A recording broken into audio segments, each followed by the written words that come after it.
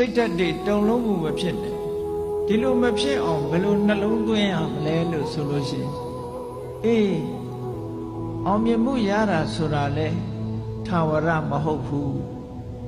အောင်မြင်မှုမရဘူးဆိုတာလေထာဝရမဟုတ်ဘူးလောကကြီးမှာဘယ်အရာမှတည်မြဲတာမဟုတ်ဘူးဆိုတဲ့အတွေးလေးကအခြေခံပြီးတဲ့အခါမှာကိုယ်စိတ်ဓာတ်ကိုရင့်ကျက်အောင်ကြိုးစားယူပါ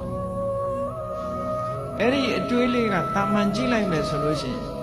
ဘာမှမထူးဆန်းမှုလို့အောင်းမေ့သို့သောအဲ့ဒီအတွေးနဲ့တွေးလိုက်လို့ရှိရင်ဆိုးဆိုးဝါးဝါဖြစ်မသွားတာသိကြမြတ်စွာဘုရားကိုယ်တိုင်ကိုယ်ကလာဘဆိုတဲ့လောကရန်ကြောင့်လည်းစိတ်ဓာတ်တက်မသွားဘူးသိအားတက်တဲ့ရောမောက်မာမှုတွေအောက်ခြေလွတ်သွားတာတွေမဖြစ်ဘူးဘာဖြစ်လို့တော့သူကတွေးတယ်အေးရတာဆိုတာလေအစဉ်ပြေးနေတယ်တခဏပဲရတာအစဉ်မပြေတဲ့အခါရှိအောင်မှာပဲလို့ကြိုတင်ထားအစဉ်မပြေတဲ့အခါမှာလည်းအေးအစဉ်မပြေတဲ့အခါရှိတယ်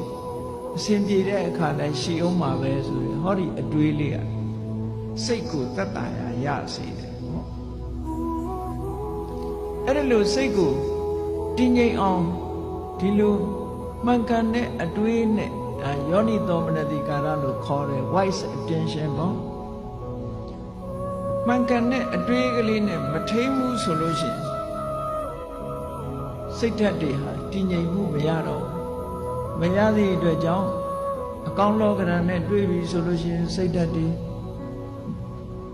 တက်ပြီးတော့အောက်ခြေတွေလွတ်တယ်မကောင်းတဲ့လောကရန်နဲ့တွေ့ရင်စိတ်ဓာတ်တွေနှိမ်ကြပြီး depression ဖြစ်တယ်နောက်ဆုံးမှာကိုယ့်ကိုယ်အဆုံးစီရင်တာမျိုးတွေထိအောင်ဖြစ်သွားတယ်စိတ်တွေတအားဆင်းရဲပြီးဖြစ်သွားတတ်တယ်အဲ့ဒါမျိုးမဖြစ်အောင်မှန်ကန်တဲ့အတွေးလေးကိုတွေးပါမှန်ကန်တဲ့အတွေးဆိုတာအေးဘယ်အရာမှတည်မြဲတာမဟုတ်ဘူးဒါလောကမှာလူတိုင်းကြုံတွေ့ရတဲ့သဘာဝပဲဆိုတဲ့အတွေးကိုများများတွေးထားပါ